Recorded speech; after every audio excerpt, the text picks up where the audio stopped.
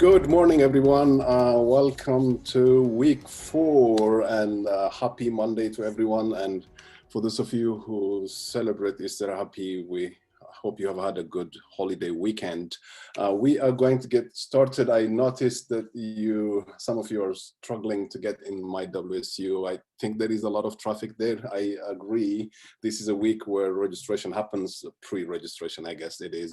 And so that's probably what's going on there. And since we actually avoid having to go through Blackboard, in some ways this class and the Zoom in getting into it probably has been less of a traffic overall. And so I hope you will continue to be able to join. And so we are going to be starting a new topic today, and we are halfway into the second part of the semester after spring break. And so this is a good place to start a new topic and to get started with and look back at what we have done. So I'm going to start, and I think people will continue to join. I'm going to start by having to look at where we are, what we have accomplished, and I've got this slide. So congratulations to everyone for having done your midterm 2. This was a weekend where you had a big submission to do, and all of you who have submitted successfully on Oswald.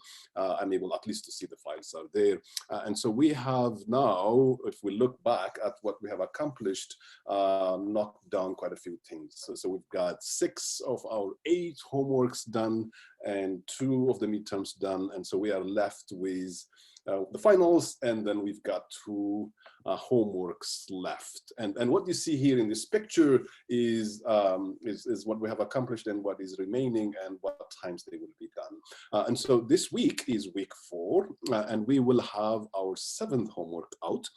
And I'll ask you whether you still want it on a Friday. I probably would have wanted it on a Wednesday to go out, but let's say it's going to go out on a Friday this week, and it will come in next week. That will be week 5. And then in week 5, as you give me homework 7, you get the last homework 8, and that will be due in dead week, and that will be week 6. And the final will be, of course, in the finals week. And so this is where we are headed. Here is what we have accomplished.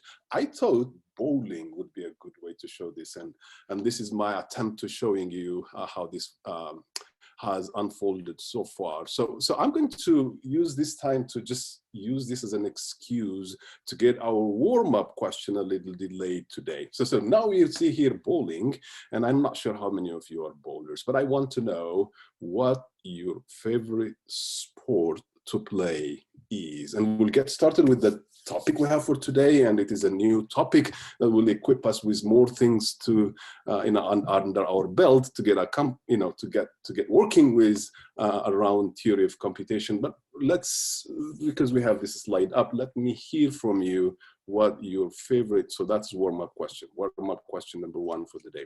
And probably will be the single question. What is your favorite sport to play? You go ahead and give me. For those of you who can't make up your minds between 2 things, I will allow you to give me 2, but a favorite sport to play. Bowling counts as a sport, in case you wondered. Well, go ahead and tell me what it is that you think is your favorite sport. I'll give you a second for those who are struggling with my WSU to join. This will be a good excuse for them also. And so let me hear from you for 30 seconds, about a minute or so, get going there. And once again, congratulations on having midterm 2 behind you. And I'll ask you how it went. Maybe you will tell me in general. I have kind of, we are going to grade, and you will hear back as soon as I finish grading, but I have picked a little bit and just to get a sense, and I've seen a few, and from the few that I have seen, it looked like you should be good, and they were all good submissions that I have seen, but we have to carefully grade it, and you will hear back from me. So warm-up question is, what is your favorite sport to play? And you are giving me some very interesting answers, and you will get back from me when I start looking at these responses later on. If we have given me enough for that one, I'll turn the question a little bit around and ask you, what is your favorite sport to watch. So to play was whatever you have told me now. The second question is to watch. And I will know where the distinction has happened by the answer you would give me. But if you want to qualify it, you will say to watch, and then you say whatever sport it is. So to play and to watch. There may be some people who would enjoy playing the same sport that they watch, and there will be some people who would watch something else, enjoy something else, but when it comes to playing, they would play something else. So favorite to play was the first question. Now you say favorite to watch. To watch, exactly. And so for the second answer, if you are kind, you can tell me that you're now responding to that by telling me that you are responding to the question on watching. All right, so I cheated. I said I'll give you one warm-up question, but there were two. Go ahead and give me those, and we'll get started in a second with today's topic.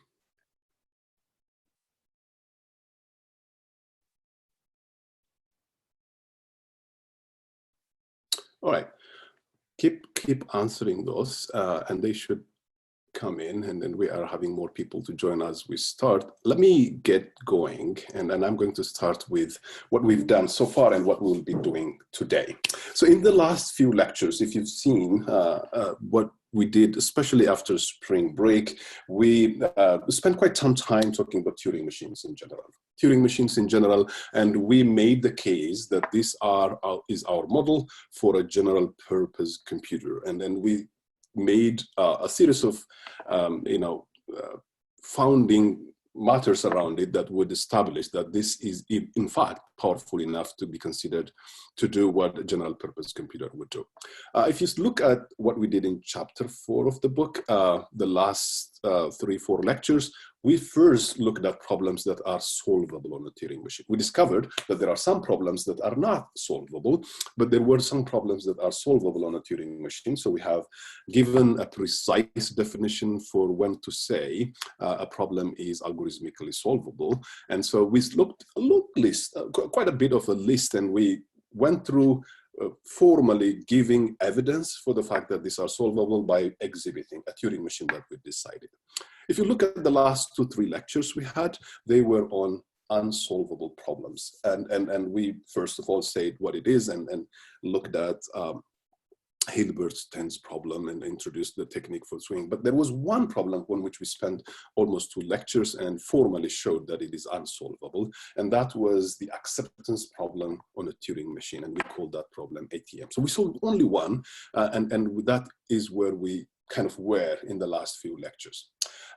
If we were to group the universe that we have seen so far into 2, we saw a very long, a substantially long list of languages that are decidable. So we started with things that are defined around finite automata, deterministic finite automata, non-deterministic finite automata, and the same kind of class could also be expressed using regular expressions. And in all of these cases, when we're given the model, the computing machine, and whether it accepts something or not, the A is for acceptance, all of these problems were decidable. We also looked at a problem that would say, here I have a DFA, does this language, is it empty? And so that was the MEDFA is what we called it. We took 2 languages and showed whether they were equivalent in DFAs, and that language we called it EQF. And we did something very similar when the underlying model now is not DFA, it's not NFA, it's not regular expressions, but context-free grammars. And we saw those problems were all decidable. On the undecidable one, the only one we saw so far was acceptance problem on a Turing machine. And the way we did show that was we went through a process or a method called diagonalization. We looked into things that are about countable and uncountable and things like that. And so we established that this is an undecidable. There is no Turing machine that would decide this language. So if you look at this and you see now the universe and you try to divide it between decidable and undecidable, there are problems now, as we have seen, that would be of this kind, the things on the left, and there will be problems of the thing on the right. The fact that we have only seen one on problems that are undecidable does not reflect the universe. I am sure if we were to keep ourselves busy for the rest of our lives and try to see all the problems, language-wise, computational, language-wise, membership problems, if we were to give them names and start to look at them, there is a good chance that the things that are decidable are more in number than undecidable. But it's not as if there is only one here. And so what we are going to be doing in this lecture and in the remaining lectures this week is going to find some company to this problem on language called ATM. It was a lonely one just by itself on that list. And so we're going to add more. And the thing we do to get things more there, fortunately for us, is not going to be doing all the time like the diagonalization method and have gone through all of those steps to show that the new, or whatever it is that we want to show now, is undecidable. No, we have a better way to do it. And that better way is the subject of this discussion for today and for the rest of the week. And it is called reducibility. And that will be what we will be talking about today and for what we will be doing the rest of this week. Reducibility is the title, and now you have the reason for it. This idea of having to reduce one problem to another is not new. You've done this in many cases, and you probably haven't known it by that name, but you do it. So let me begin by having to give you a definition like this, and then I'm going to pause for a second and ask you questions if you have anything like that. Today, I didn't even ask you whether you have a question for me. I just jumped right into what we want to do. So let me remind you, anytime you have a question, of course, you can unmute yourself and ask me, and then I'll keep an eye on the chat area also. But the reduction or reducibility is what we will be using as our way to show problems that are undecidable, when they exist, that is. And so, but we want to kind of expand this one a little bit and talk about reduction in general. I've got problem A, I reduce it to problem B, a way of converting one problem to another problem such that a solution for the second problem can be used to solve the first problem is the idea behind reduction. And we do this all the time in life. The book has got some very cool examples, something that you would enjoy, and I'm going to add a couple more. So now let me give you some examples. So we'll begin by everyday life examples of reducing one problem to another. As I said, we may not even call it like that. We may not even pay attention to it, but we do it all the time. In fact, if you pay attention to what we do, there is so many things that is automatic in what we do that deserves some attention sometimes and a little bit of reflection, because it just happens and we don't realize it, but there is some technique, there is some way of doing it. So for example, if you were, and this is an example that the book makes a reference to, if you were to travel to a new place, and it's a completely new place, you have never been there, and you've done this a couple of times in your life, I'm sure, and you're curious about where to go and what to do and things like that. And so before you go there, if you are a good person and planned person, or maybe after you go there, but you are staying in your hotel the first night, you would probably pick a good map or find Google or something.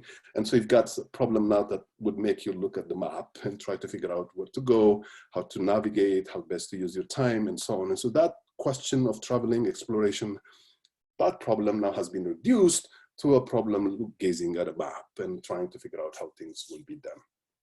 We didn't call it that. We've reduced that problem now to a problem of, looking at things in a map. Or consider one of the things that you probably would enjoy doing, and that might be cooking. And so the idea of having a delicious meal that you would like to have now could be reduced to maybe looking up recipes. And if you're like me, you want to kind of change your recipe and ignore it and add your own thing. But there is some problem that has been, a thing that could be defined as cook this thing, something nice, and then you've tried to reduce it to a problem thinking about recipes. And you can even further go from that recipe, and then you can bring it down to a problem where you would say, go to the kitchen and get the knife and get the chopping board and do this, and then, steer for a while and, turn on the oven. And so you have turned the problem that was originally given into something else for the purpose of solving the original problem. So everyday life, I'm sure you can come up much better examples than what I just given you. But there is a lot of times when we would reduce one problem, we convert one problem to another problem, such that the solution for the second problem would be used to solve the first problem. And this can go further and further and further. So I could have A, B, C, but for an abstract way of representing it, it's enough for us to say 2. So we can always, expand this problem. B could have its own reductions to other things. That doesn't change what we wanted to do. This is about everyday life, and this is enough of an example. But we can go to mathematical problems and see plenty of examples where doing something can be reduced to another one. For example, if somebody was going to tell you, help them with how to irrigate their plot of land now in one of these rural areas, and they're all rectangular in shape, and you wanted to calculate the area, you could of course go there, canvas with them, and find out how it is and so on. But you can mathematically reduce this problem. It's an area, it's a rectangular, tell me the lengths and the widths and I'll tell you the area. So if you reduce the problem of area calculation, this is not a big example, but it is at least mathematical, area calculation into, when it is a rectangle, to finding the lengths and the widths. Or if it is another shape, if it's a circle, then you've got the area calculation reduced to finding the radius. And that's all you really need to solve that problem of calculating the area. Or you can consider solving systems of linear equations, and I have mentioned this one, and maybe you will notice that every now and then whenever I get a chance, I'll try to remind you, and some of you might not have appreciated those kinds of good courses to the extent needed, but you've got a system of equations to solve, now you know what to do. So AX equals to B, CptS, the book tells you that you're going to invert the matrix A to get the solution for X. So X will be equal to A inverse B. That's what it would be. Mathematically, that's correct, but you would not do that. Computationally, that's not a good idea. You would instead turn the matrix A into, decompose it into its lower and upper triangular forms. And if you remember when we talked about Turing machines, and then we were talking about algorithms, how they came about and so on, we saw all kinds of examples there. But one of them was the Gaussian method.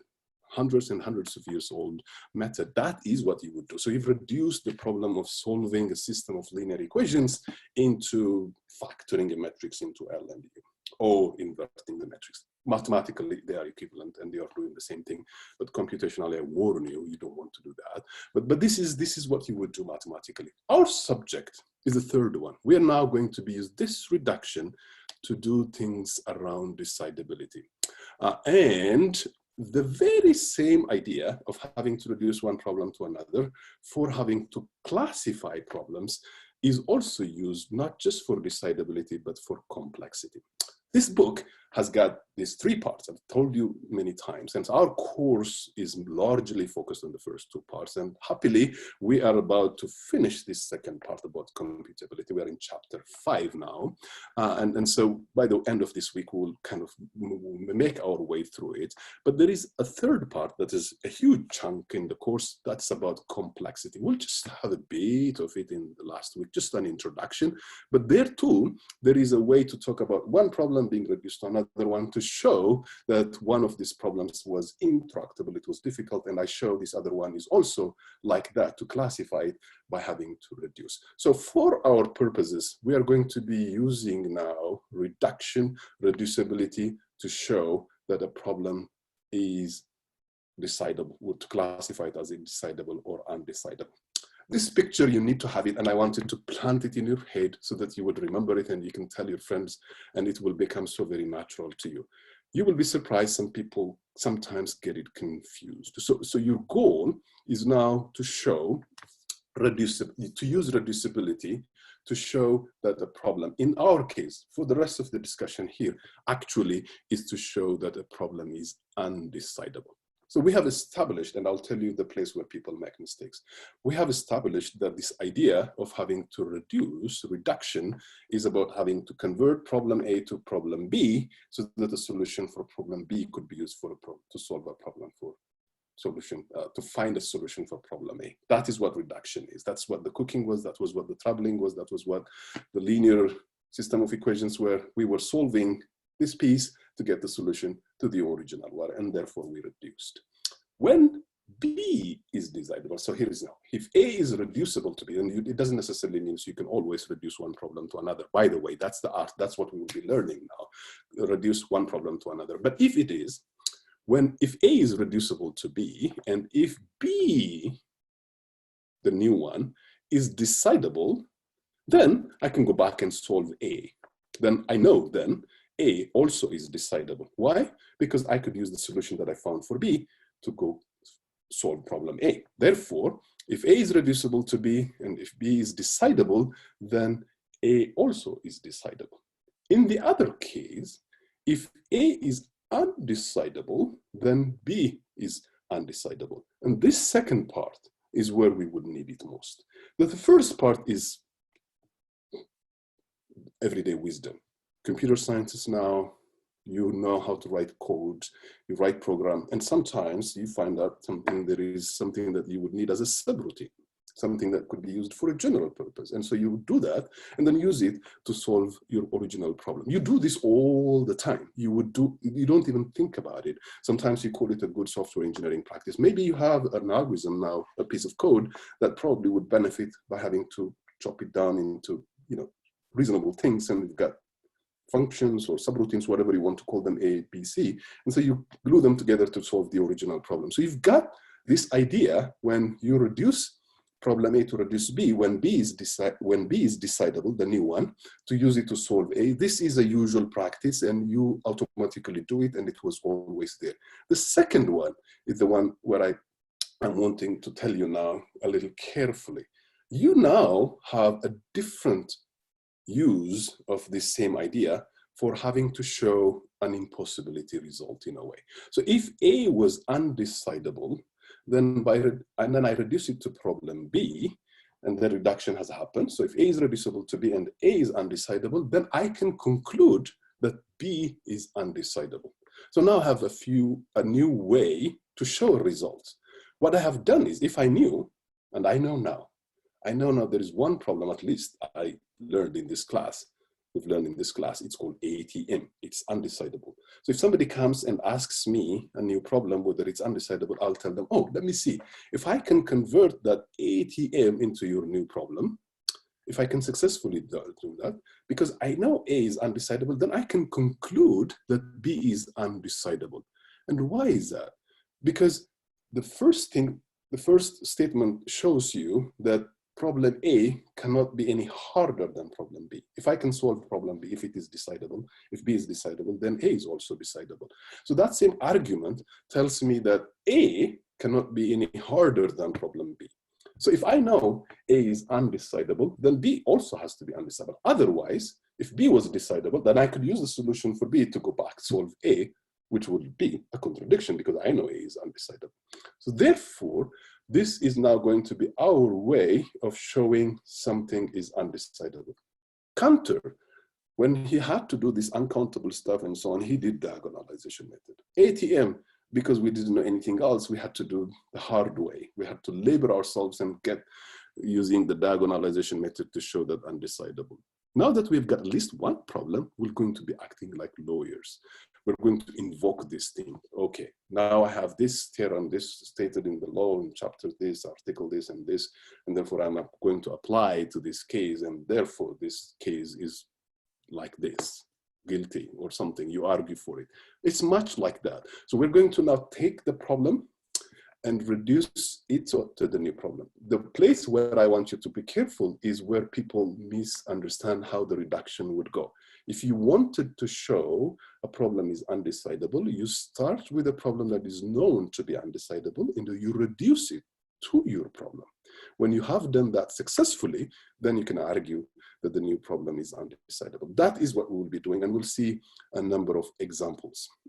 And so before I get started, here's an example, and we'll stare at it for a second. But let me see if there is a question you have so far from what we are discussing so far. Anybody else got any questions?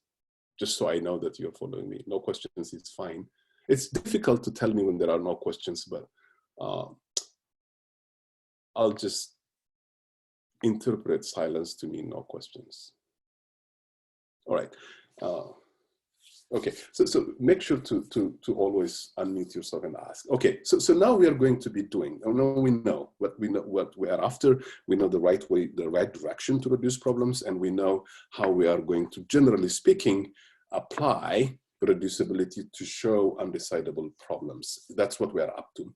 And I'm going to show examples. Just like we have faithfully gone through things and we have seen, we will say 4 examples, 5 examples, 6 examples for decidable problems. We will do today 4 examples. And so we'll count, and if we not have enough time and we don't finish all 4 of them, there is nothing to worry about. We'll pick up where we stopped next time we continue this discussion. But that's why they are numbered.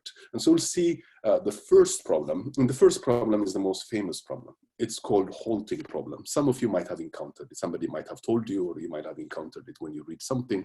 It is called the halting problem, and it has to do with Turing machines. Because we need this ATM quite a bit, it's going to be our friend for a good chunk of the time we have today, because we're going to use it to reduce. We're going to reduce ATM to this problem, and therefore this problem is undecidable. That will be the narrative. That will be how the story will unfold today for many of the examples we'll see, except for the very last one, and you will see why. So therefore, I'm going to just to remind us what ATM was. ATM says we're given a Turing machine M, and it accepts input W is the language, and so we know that this is undecidable. And so we're now going to look at the problem called halting. And so we've got a Turing machine M, and we're going to decide, or the language says, M halts on input W. The reason ATM is undecidable is because it would accept, and it could either reject or it could run forever. And it's because we can't tell apart those two. That's why it was basically undecidable. So this halting problem now is a tweak on that one in some words. So if we have a Turing machine, can we know whether it's going to halt or not? And that problem is called the halting problem. And the result we have, just like we've been doing so far in the past lectures, I'm going to follow this format where I'll tell you the problem or the language, define it, tell you the result, and then we'll spend a couple slides proving it. So the result here is halt TM is undecidable. And this is going to take us now through a proof technique that is going to be familiar. So we are going to be, or rather the same pattern, we're going to be using it for all examples that we will be doing. CptS has got this good idea, kind of style where a proof is broken into first the idea part and then the actual formal proof part. I'm going to use that especially for these ones because it is particularly useful. And so I'll start with the idea, talk through it, and then we'll have the formal way in which the machines that are needed to complete the proof are formally presented. Okay. Whenever we have to show another problem, one problem is, I shouldn't say another problem, one problem is undecidable, is to reduce a known undecidable problem to it, and then show that because the problem that we have reduced it from is undecidable, then this one is going to result into a contradiction. So this is going to be all proof by contradiction. That is one keyword. So the key idea then is to show ATM, a problem that we know is undecidable, is reducible to this problem. So if this new problem now, halt to M, were decidable, then we can go back and argue that ATM would have been decidable, but we know that ATM is not decidable, and therefore halt to M cannot be decidable. That's the idea. That's where the contradiction would come. And so every place map, so this is the common ingredient for all of the proofs that we will see today. In doing this, there's another common thing that we would do. We will have, for the purpose of arriving at the contradiction, we will assume that there is a Turing machine that does that reduction, that to reduce it. And for that reason, we'll call it R. So every time you see me now, I will call that Turing machine R. So assume that we have a Turing machine R that decides halt to M. Then what we could have done is run this machine and simulate it to see what we can do for a Turing machine for our original problem for ATM. But we know that that is the Turing machine that we would do to do this one may run forever. And so that simulation is not going to be a good idea. And so therefore, instead, what we're going to be doing is going to be the following. So we're going to use this assumed Turing machine that we have called R to construct a Turing machine that's S, that's our simulator. So you will hear me use these names R and S. The R is for the one that's reducing, and the S is for roughly speaking, the one that's going to simulate. It's going to use this one to come up with what would have been done for the original problem, for the original undecidable problem, in this case, Halt2M. ATM, I mean. So we're going to use this one to construct a Turing machine that decides ATM. How are we going to go about it? If R, the one that we have used, now assumed, is going to decide Halt2M, indicates that M is now the input. By the way, M is the Turing machine that we had in the beginning, right? And W is the string that it is working with. If R indicates that M doesn't halt on W, we reject, because this MW encoding is not a member of ATM. However, if R indicates that M does halt on W, now we can simulate R without fearing that it will loop forever, because we have at least avoided that one because of the assumption that we have made. Therefore, if the Turing machine that we have assumed now actually exists, it means that with these two steps that I showed you now, we can decide the original problem, ATM, but we know that ATM is undecidable, and therefore we have arrived at a contradiction. Therefore, Halt2M is undecidable. So if you have paid attention to the argument I have just used, Halt2M and ATM are very close to one another. And the only decision that we have made with Halt2M was we just wanted to determine whether the machine was going to halt or not.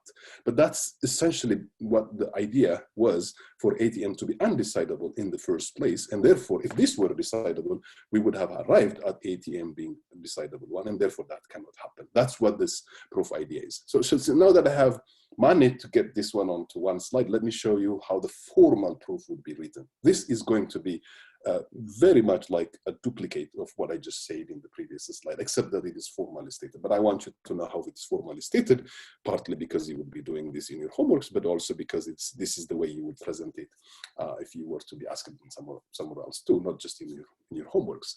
So assume, for the purpose of obtaining a contradiction, that we have a Turing machine R that decides our new problem, Halt2M.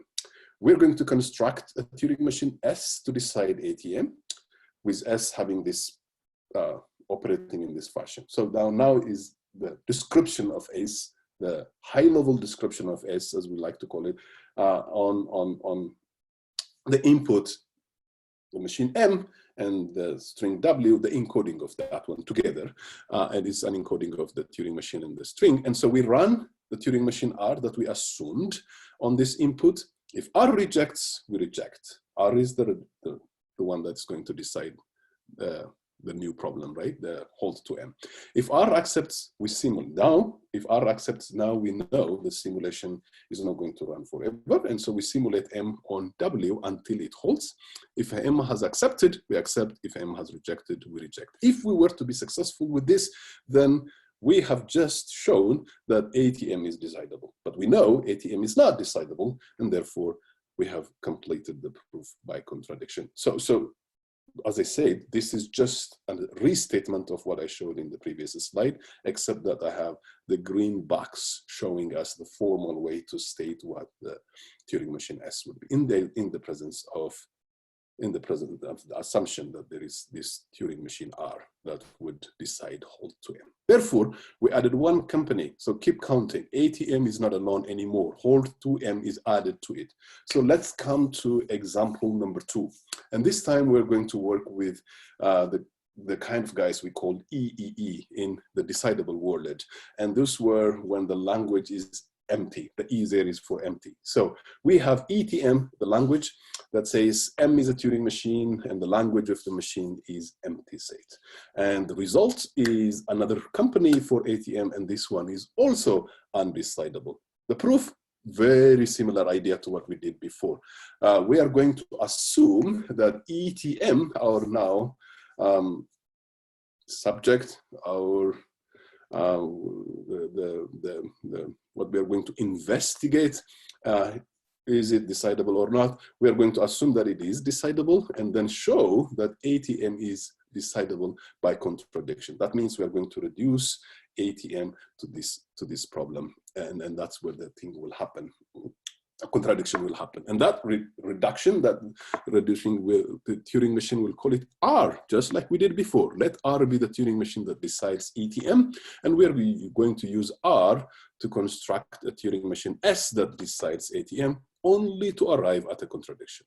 But how is S going to work when it receives this input? Remember, this language now is the empty language. And how is it going to do? So I'm going to give you one idea, and this is similar to what we have seen, I think, a few weeks ago, wherever we had, I think a few examples, not a few weeks ago, a few lectures back, when we had one idea and we say that it doesn't hold water. So it kind of takes us to a place where we can't argue any further with it, and so we give up on it and then pick up another idea, just to see how our first thought might not have worked. So I don't want to get to the right idea right away. So let's first work with an idea that might first come to mind. So that will be, we will run S, the one that is going to decide ATM, is going to run R, the one that is deciding ETM, on this input, the encoding of the machine, and see whether it accepts. So the machine now, whether it accepts R, when it accepts R, remember what it is doing. This is about the empty language. If it does, we know that LM is empty. That's why it accepted it. And therefore that M does not accept W, because it's empty, and therefore M cannot accept W, right? But if R rejects this encoding of the machine, that means it's not empty, but that's all we know. That's just about all we know. All we know is that this language is now non-empty. We don't know whether it is, and therefore it means it accepts some string, but we still don't know whether M is going to accept that particular string W. And this is the place where you would learn some tricks. And so this basic idea of how to prove reducibility using contradiction and so on, by now you have believed me, and so you've seen examples. What you will build on more as you learn a little bit more now, and as you will do more exercises, will be to have some tricks where you will say, okay, this doesn't work, and then I'm going to tweak it this way, I'm going to fix it this way so that the reduction will be successfully done. So this first idea that came didn't work because it just told us half the story. So we know that this thing is non-empty, but we don't know whether W is going to be accepted. And that's exactly what we want to know. That's what ATM was. So the fix is not difficult. We just have to take care of this W. And so we are going to use a different idea that will just do that modification. All right. So this different idea, we'll call it idea 2. Instead of running R on the machine M, on the encoding of the machine M, we're going to run on a modification of M. And the modification is going to guarantee that M rejects all strings, because we don't care about them, except W. But on input W, it works as usual. It will accept or reject depending on what the W is. Otherwise, for other things, we're not going to care because that doesn't matter. Therefore, then we are going to use this R to determine whether the modified machine now recognizes the empty language. And that was our business, the empty language that we are going to, ETM is what we are trying to see whether it is decidable or not. So the only string the machine can now accept, the way we have described, the way we have modified it, is going to be W. So its language will be non-empty if and only if it accepts W. So now we have found a one-to-one correspondence whether W is accepted or not, and the empty language. If R accepts it, when it is fed a description of the modified language, the way we have done now, we know that the modified machine doesn't accept anything, and that M doesn't accept W when it accepts. And so this proof ID, this modification now would make us determine whether LM is empty or not, but will be reduced to whether W is accepted or not. And so here we have the complete proof now. And because I need a little bit of real estate, and I have this slide, so I've started to write stuff on the title slide. So that means there is something coming up here. So we're going to have this modified machine, which we described in the proof idea 2, and we're going to turn it into our standard notation. We'll call this one M1. So we're going to now need, in the formal description, more machines. So we have just this bit that has turned into accepting just W. We don't care about other things. And so that's supplementary, or that modification machine, we will call it M1. So on input X, it's going to say, if X is not W, then we just reject, we don't care. If X is W, then we run M on input W and accept if it does, and not if it does not. So that will be what M1 will do.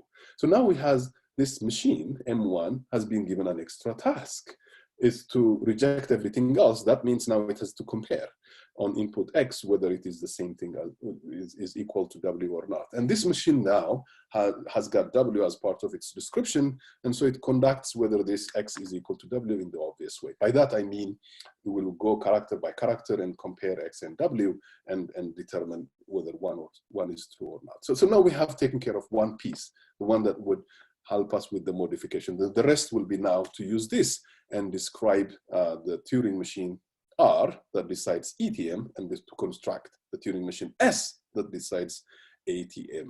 And we'll do that in the following way. So we've got S. This is the Turing machine now that is going to decide whether ETM is, or determine whether ETM is decidable or not. So it's going to take an input, the description of M and W, the encoding of the Turing machine M and string W.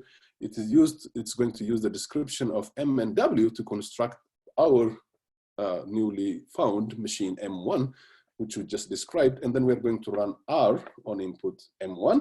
And if R accepts, we reject. If R rejects, we accept. Why are we doing the opposite?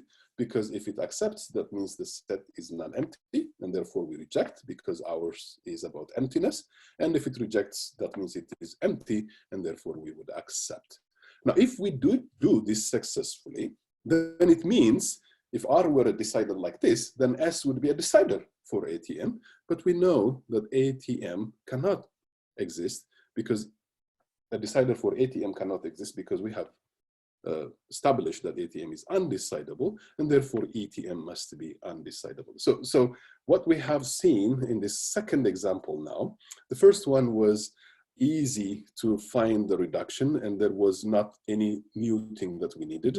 Here we needed more things to do. Otherwise, having to arrive at a contradiction, having to do the reduction, and then to argue for the fact that if the new machine, if the new language was decidable, then ATM would have been decidable, is exactly the same. So we saw two examples. I'm going to pause for a second. As I said, I don't necessarily have a big intention of just having to go through all of the examples, but let me pause for a second and see if anyone has got any questions, how much you're following me. So we've got 10 minutes, so we are probably able to finish all 4 examples, or maybe we'll take one more example. That's third example is displayed on the screen, but I don't want to rush. So let me see where you are. Are you following me?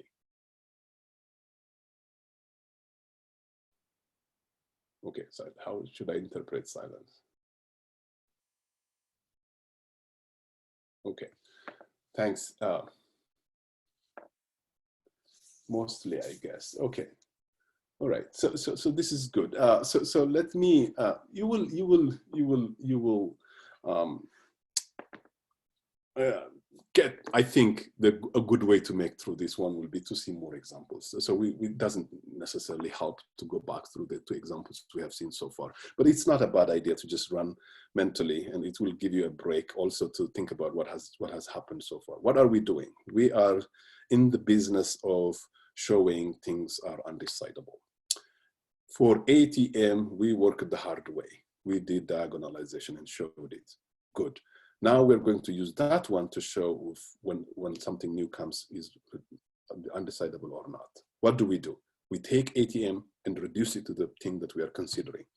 If this reduction was going to be successfully done and that the new problem was in fact decidable, then the original problem would have been decidable. Therefore, after we have shown this reduction, we conclude that the new problem is undecidable also. And so that way, we took care of 2. Halt to M, does the Turing machine halt? And then empty, is the Turing machine an empty set? Those problems, if you remember, were decidable when they were context-free grammars, when they were regular language, but they are not when they are Turing machine. And that should not surprise you intrinsically why that would happen. So we saw 2. Let's go get another one, the third one. This is going to be fun because this is actually going to say, if I have a Turing machine, can I have a finite automata that does an equivalent job as it is? Another way of showing it would be We call those language regular language when there is an NFA or a DFA to describe them, or a regular expression to do them. We know this from chapter 2. That means now we can have this language called REGULARTM, and it will say, you've got an encoding of a machine, M is a Turing machine, and the language of M is a regular language. It might find a bit disappointing to you, this is not decidable, but this is not the only one. Many other ones like this are also undecidable. I'll come back and formulate a nice problem for you for homework next time, sometime in the future. But REGULARTM is undecidable. Is there an equivalent NFA or DFA for something that is expressed as a Turing machine? Is another way of saying this one. A mathematical way and a concise way of saying it is what we just have on the slide now. We've got a machine and it's encoding, it's a Turing machine, is the language regular language, is the language of M a regular language? And we can decide that. So here is the proof idea. We assume, so we have 5 minutes. If I just run through the proof idea and we don't have the formal proof, I will not worry, we'll pick up next time. And I will not hold you more time than you need for this one. So let's see how far we can go with having to sketch the proof idea. We assume that this language, REGULARTM, is decidable by a Turing machine R. Okay, we've seen R so far repeatedly, and use this assumption to construct a Turing machine that decides ATM. Fair enough. The idea is for S to take its input, MW, and modify M so that the resulting Turing machine recognizes a regular language if and only if M accepts W. That's also fair enough.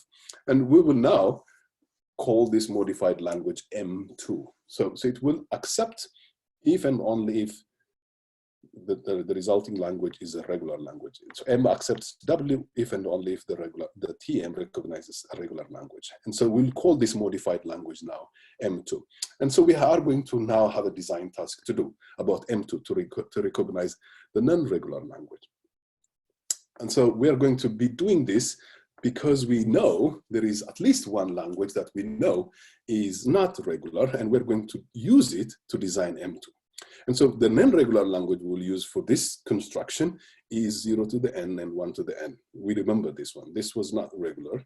And we will use this, we will design this machine, the modified M2, to recognize this non-regular language if M does not accept W, and to recognize the regular language that's just everything else if M accepts W. So that's what the input to string will have. So now we have done a clever construction by picking up a non-regular language, and to use this one if M does not accept W, and to use everything else when M accepts W. So this is where the cleverness would come. It may not be something that very intuitively comes to your mind. This would, among other things, would have required us to pick a language that is non-regular. But the idea of having to show this reduction and to argue for the fact that if this was true, then ATM would have been decidable is going to remain. So that's the construction of M2. And then we must specify now how S can construct such an M2 from M and W. And we will do this by making M2 work automatically, accepting all strings in this. And in addition, it accepts W. If M accepts W, M2 accepts all other strings. So what I wrote in the first bullet is now what is being added. So there is a little bit of a point that you will probably want to think about on this one. And that's probably a good point to stop. And then when we start next time to pick up, but this is where the idea, the construction of this proof is going to go forward. So as I said, I don't have any problem stopping at this and picking up from where we have done at least successfully 2 examples to see. We'll see more examples next time on Wednesday. And I think I will probably stop here and I'll have 1 or 2 more slides when I post them on Oswald than what we are just seeing here. But we've got at least been introduced to what the core idea of this proof is, and we'll show the formal proof of it next time. I don't want to go through this one now because we just have only 1 minute left. So I hope you've followed me. And I'm going to, we'll be working on grading your midterm and get back to you, but keep following very closely what's happening here, because the next homework 7 will focus on things that we are not doing discussing now on chapter 3 and 4. On this one will be our last homework will be the subject, but I want you to be following along all along. And so let me stop here and we'll pick up from here and we'll see 2 more examples. In fact, we'll see more examples, but we'll pick up from the 2 examples that are on my agenda, and we'll do that on Wednesday. All right, I'll see you next time. If you have any questions, we've got a minute.